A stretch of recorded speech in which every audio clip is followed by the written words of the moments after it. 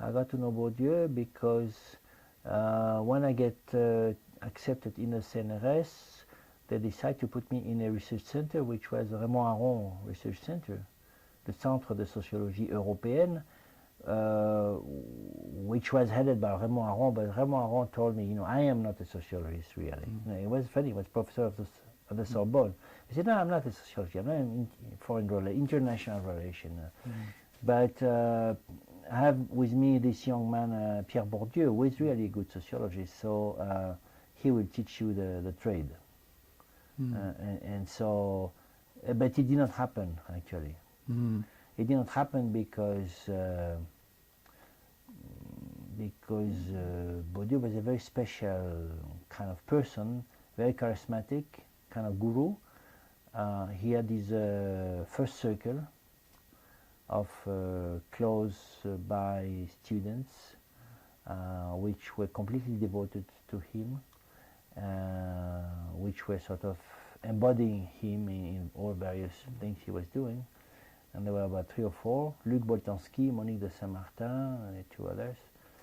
Then there was a second circle of students who had been, they knew all his works, but they were not accepted as a loyal thing, perhaps. And then there was the other people, so I was part of the other people.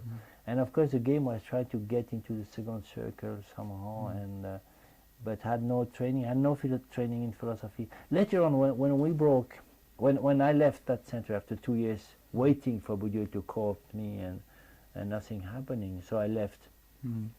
Okay, well, I just finished with the story. I was this cafe conversation where he explained to me why he did not try, or he did not decide to train me to begin the training, and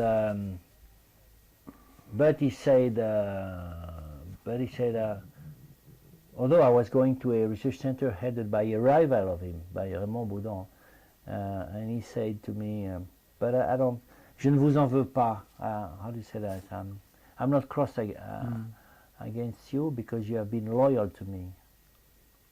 Which was a very strange sentence for me. Vous êtes resté loyal. And I could not make sense of that sentence for years, It's a kind of mafiosi sentence. It's a mafiosi culture. Loyalty to the boss is the most important virtue, quality. And you have to respect the boss. You have to be loyal in all circumstances.